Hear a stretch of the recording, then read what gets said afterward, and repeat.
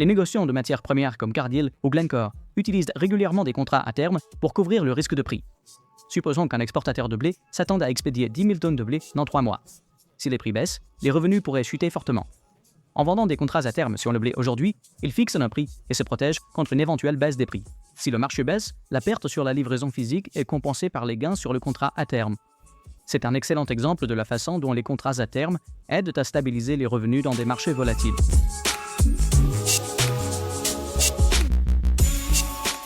Un contrat à terme est un accord légal standardisé pour acheter ou vendre une quantité spécifique d'un actif à un prix prédéterminé à une date future.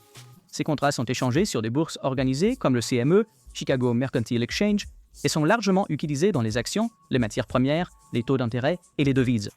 La standardisation assure une grande liquidité, transparence et l'implication d'une chambre de compensation réduit le risque de crédit.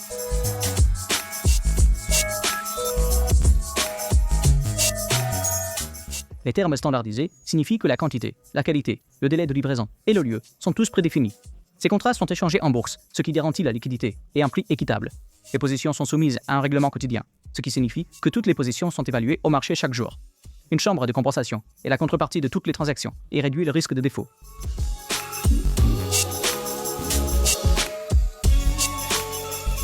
Pour ouvrir une position à terme, les traders doivent déposer une marge initiale, une fraction de la valeur totale du contrat, généralement 5 ou 15%. Cela sert de garantie. Il existe plusieurs types de marges. La marge initiale est requise pour initier une position. La marge de maintenance est le solde minimum du compte pour maintenir la position ouverte. La marge de variation se réfère aux fonds ajoutés ou retirés quotidiennement en fonction des gains ou des pertes. Si le solde du compte tombe en dessous de la marge de maintenance, un appel de marge est déclenché, obligeant le trader à ajouter des fonds ou à clôturer la position.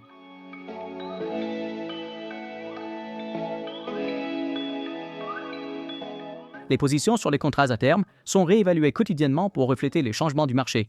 Les gains ou les pertes sont crédités ou débités du compte de marge. Par exemple, si un trader détient un contrat à terme long sur le pétrole et que le prix augmente de 2 $ par baril, le gain est immédiatement ajouté au compte le même jour. Cela assure une gestion des risques en temps réel transparente, mais signifie également que les pertes doivent être couvertes instantanément.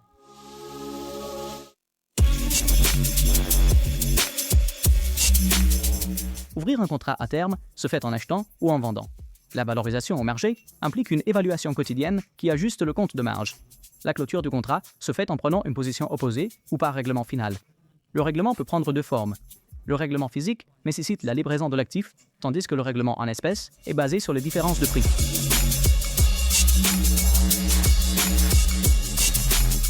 Les couvertures, telles que les producteurs, les exportateurs et les importateurs, utilisent les contrats à terme pour fixer les prix. Les spéculateurs sont des traders pariant sur la direction des prix en utilisant l'effet de levier. Les arbitragistes exploitent les inefficacités de prix entre les marchés à terme et les marchés au comptant.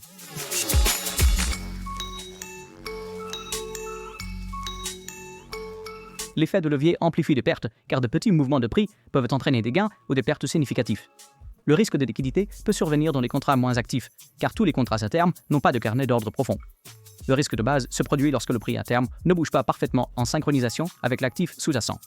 Comprendre ces risques est crucial pour quiconque négocie ou se couvre avec des contrats à terme.